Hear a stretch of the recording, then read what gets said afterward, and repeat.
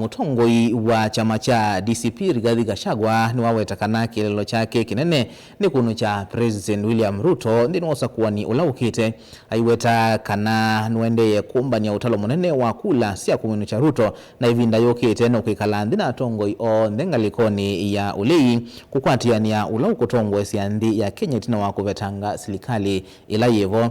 Gachagua ainena kuyamusi kwake wa Munyoro ingeni wa mukoni ya President William Ruto na mboli ile itolonga niliomba no wangaliko ya uli ya linda mwananchi ku ya kaunti ni Homabay muthenyani wa iyo haiwetekana itambia kutumia mboli yende kwa sia kura sia President Ruto kona kivathukanio siandi ya Kenya. Boni Mutisia nukuelesya.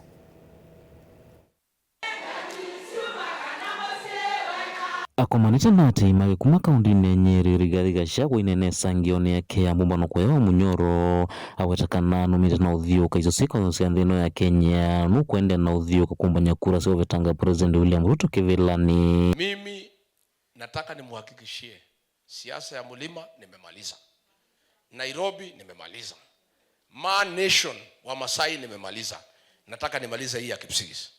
Vangela kaneti na umbanya kura mkwe kalandi na tongo yonde nangali kwa ulei mamanyo loku kile kwa ulo chao kite vile chao President nilini usa kwa nulau kite.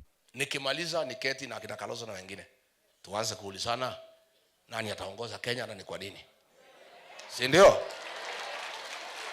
Si iko namna hiyo? Niseme mimi nimesanya kula milioni 8 ya Masai ya mulima. Nairobi niko na 1 million. Wamasai 1 million. For Kipsigis 600. Mimi karibu 12 million. So tuongee. Tujue nani ataongoza ke?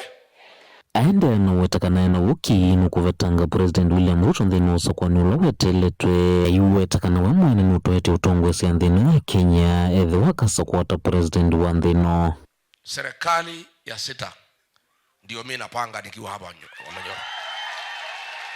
Na nimuhakikishie na mnanijua, si mnanijua mimi napanga na itapatikana na hii jamaa ataenda nyumbani one way.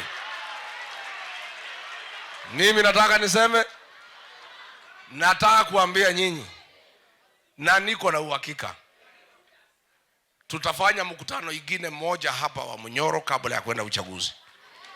Mkutano ya baada ya uchaguzi tutafanyia hapa Sagana State Lodge nikiwa rais wa 6 ya Jamhuri ya Kenya.